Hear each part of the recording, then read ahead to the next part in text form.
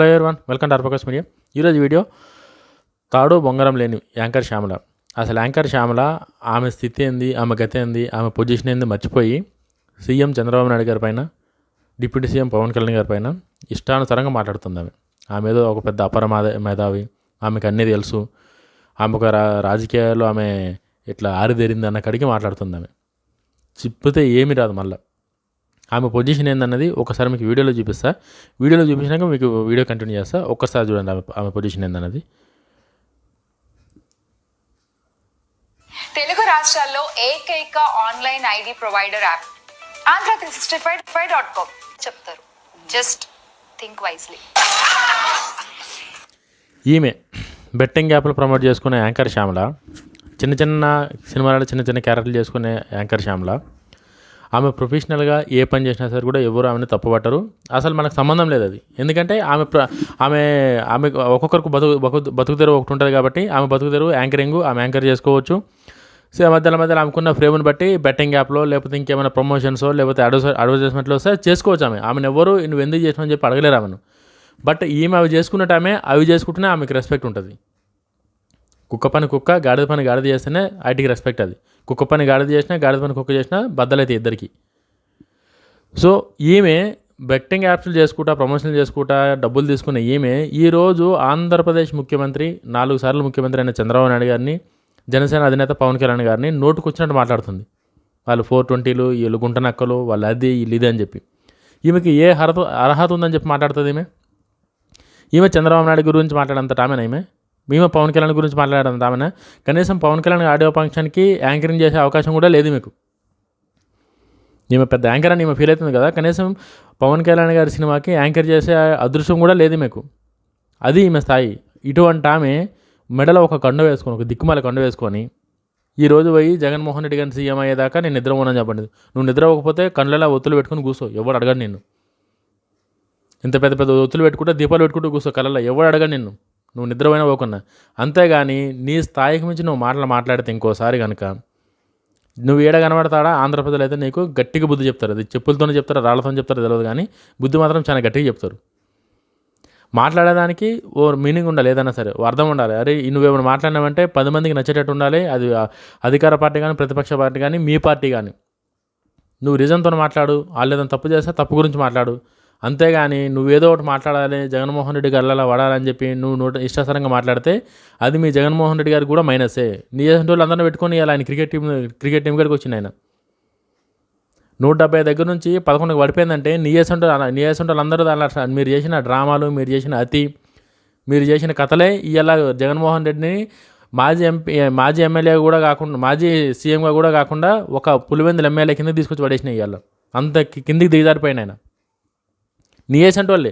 నువ్వు, బోరుగడ్డ అనిల్, కొంతమంది ఉన్నారు మొత్తం ఆర్టిస్టులు అందరూ, ఆమె రోజా, మీరందరూ ఎట్లా అంటే మీరు ఏ పని చేయొద్దు, ఆంధ్రప్రదేశ్ ఏం అభివృద్ధి కావద్దు, మీకు మాత్రం మీరు చెప్పిందే నిజమన్నట్టు ప్రజలు నమ్మాలి. మీరు జగన్మోహన్ రెడ్డి పొగుడుతూ ఉండాలి మీ అవసరాల కోసం, మీ డబ్బుల కోసం, మీ పొజిషన్ల కోసం. అంతే తప్ప రాష్ట్రానికి జగన్మోహన్ రెడ్డి వల్ల ఏం ఉపయోగం జరిగిందంటే చెప్పడానికి ఒక్క దిక్కుదేవన లేని పనులు చేశారు మీరు లాస్ట్ 5 సంవత్సరాలు. ఏమైనా చేసిరా? పోనీ మీరు ఇగో జగన్మోహన్ రెడ్డి గారు ఉండడం వల్లే ఇన్ని వేల కోట్లు వచ్చినాయి ఆంధ్రాకి, జగన్మోహన్ రెడ్డి గారి వల్లే ఇంత మంచి జరిగిందని చెప్పేసి ఏడన్నా ఉందా? ఇంతనన్నా రోడ్లు లేవు, సరైన బస్సులు లేవు, కరెంట్ లేదు, మొత్తం ఆగమాగం చేశారు ఆంధ్ర రాష్ట్రాన్ని. చేసి మళ్ళీ నువ్వు ఇప్పుడు వచ్చి గుంటనక్క మాటలు నువ్వు మాట్లాడుకుంటే అవతల గుంటనక్కలు, ఆవు, పులి, మేక అని చెప్పి కథలు చెప్తున్నావు ఇక్కడ. ఆ దిక్కుమాల సాక్షి ఛానల్ ఒకటి ఉంది, నువ్వు ఏదంటే అది వచ్చి మాట్లాడితే దాన్ని కవర్ చేయడానికి. నువ్వు యాంకర్వి, నువ్వు రాజకీయాలలో ఎవరైనా మాట్లాడవచ్చు. రాజకీయాలలో స్పందించే హక్కు ప్రతి ఒక్కరికి రాజ్యాంగం ఇచ్చింది, ప్రతి ఒక్కరు స్పందించవచ్చు. అది ఎప్పుడు స్పందించాలి? నువ్వు సామాన్య మహిళగా స్పందిస్తే నిన్నెవరు ఏమనడు. నువ్వు ఒక పార్టీ కండువా కప్పుకొని స్పందించినప్పుడు ఒక్కసారి నోరు అదుపులో పెట్టుకొని మాట్లాడితే అది నీకు మంచిగా ఉంటుంది. అది నీకు మంచిగా ఉంటుంది, చూసేటోళ్ళకి మంచిగా ఉంటుంది, మీ పార్టీ కూడా మంచిగా ఉంటుంది. అట్లా కాకుండా నోరుంది కదా అని చెప్పేసి ఇష్టాసారంగా ఏ సొల్లు పురాణం చెప్పినా వాళ్ళు ఇంటర్లే జగన్మోహన్ రెడ్డి గారు నన్ను మెచ్చుకుంటారు అని చెప్పేసి అంటే మాత్రం చాలా సీరియస్గా ఉంటుంది ముందు. ఇప్పుడంటే నిన్నెవరు సీరియస్ తీసుకుంటలేరు. ఇప్పుడు చాలా తక్కువ మంది నేను సీరియస్గా తీసుకుంటారు. బట్ నువ్వు మాట్లాడే మాటలు నాకు నచ్చక నేను నీకు వీడియో చేస్తున్నాను. లేకపోతే నీ గురించి ఒక వీడియో చేయడం కూడా టైం వేస్ట్. అసలు నీ గురించి ఒక వీడియో కూడా ఒక 8-9 నిమిషాల వీడియో కూడా నీ గురించి చేయడం టైం వేస్ట్. అది బట్ ఎందుకంటే నువ్వు చంద్రబాబు నాయుడు పవన్ కళ్యాణ్ గారు అన్నావు కాబట్టి నువ్వు మాట్లాడే పద్ధతి నచ్చక నేను వీడియో చేస్తున్నా. నీ స్థాయి ఏంది? నువ్వు యాంకర్గా స్టార్ట్ చేసినావు, యాంకర్లు ఏదో పోతుండే టీవీలలో ఎన్నో యాంకరింగ్ చేసుకుంటుండే, ఓకే. సినిమాలలో చిన్న చిన్న క్యారెక్టర్లు వస్తుండే, అక్క క్యారెక్టర్లో, వదిన క్యారెక్టర్లో ఏవో ఒకటి వస్తుండే. అవి చేసుకున్న రోజులు నేను ఎవడేమనలే, ఎవరేమనరు కూడా, నీ ప్రొఫెషనల్ కాబట్టి. నువ్వు అవన్నీ కాదని చెప్పేసి నువ్వు ఇవాళ జగన్మోహన్ రెడ్డి గారు అధికారంలో రాగానే నువ్వు మీ హస్బెండ్ పోయి, మీ హస్బెండ్ ఏమైనా సక్కనైనడు అంటే ఎక్కడంటే అక్కడ కోట్ల మోసాలు చేసి జనాలు మోసం చేసి డబ్బులు తెచ్చుకుంటాడు మీ హస్బెండ్. ఆయనకు సపోర్ట్గా మీ ఇద్దరు పోయి జగన్మోహన్ రెడ్డి దగ్గర కండువా కప్పుకొని అధికారంలోకి రాగానే నేను జగన్మోహన్ రెడ్డి గారికి 150 సీట్లు వస్తాయని చెప్పి సాక్షి ఇంటర్వ్యూలో చెప్పుకుంటా నువ్వు నీ జగన్మోహన్ రెడ్డిని గారిని నువ్వు పొగుడుకోవడానికి అవతలని కించపరిస్తే ఎవడు ఊరుకోడు. నేను ఎవరిని పొగుడు మాట్లాడతలేను, నేను ఉన్న వాస్తవాలు మాట్లాడుతున్నా. నువ్వు రాష్ట్రంలో ఏమైనా సమస్యలు ఉన్నాయా, సమస్యల గురించి మాట్లాడు. ఈ సమస్య గురించి ఎందుకు సీఎం గారు చేస్తలేరు, మీరు ఎందుకు డిప్యూటీ సీఎం గారు మీరు చేస్తలేరు అని చెప్పి నువ్వు సమస్య గురించి మాట్లాడు. నువ్వు సమస్య గురించి మాట్లాడకుండా నీ నోటుకు వచ్చింది ఏదో ఒకటి అవతలని కించపరిచేటట్టు నువ్వు పెద్ద తెలివైన దానివి, నువ్వేదో రాజకీయాల మొత్తం మారిదేరినావు, 10 ఏళ్ళ 20 ఏళ్ళ సంద నువ్వు రాజకీయాలు ఉన్నావు. మనకు కనీసం చంద్రబాబు నాయుడు గారు ఎమ్మెల్యే అయినప్పుడు నువ్వు పుట్టిన లేదు కూడా నీకు తెలియదు. నువ్వు పుట్టిన లేదు కూడా తెలియదు. పవన్ కళ్యాణ్ గారు హీరో అయినప్పుడు నువ్వు సెకండ్ క్లాస్ నుండి 5th క్లాస్ నుండి ఏడో ఉండుంటావు నాకు తెలిసి. నువ్వు వాళ్ళ గురించి మాట్లాడంత దానివా నువ్వు? ఎవరికన్నా సరే కూడా రెస్పెక్ట్ ఎట్లా పెరుగుతుంది? నీ పార్టీలో కావచ్చు, పక్క పార్టీలో కావచ్చు, చాలామంది కొంతమంది ఉంటారు రాజకీయ నాయకులు, ఏ పార్టీలో ఉన్నా వాళ్ళకి రెస్పెక్ట్ ఉంటుంది. వాళ్ళకి ఎందుకు రెస్పెక్ట్ ఉంటుందంటే వాళ్ళు మాట్లాడే మాట, వాళ్ళు మాట్లాడే పద్ధతి, ఎంతలా మాట్లాడాలి, ఏం మాట్లాడాలి అనేది ప్రతిదానికి ఒక క్యాల్కులేషన్ ఉంటుంది.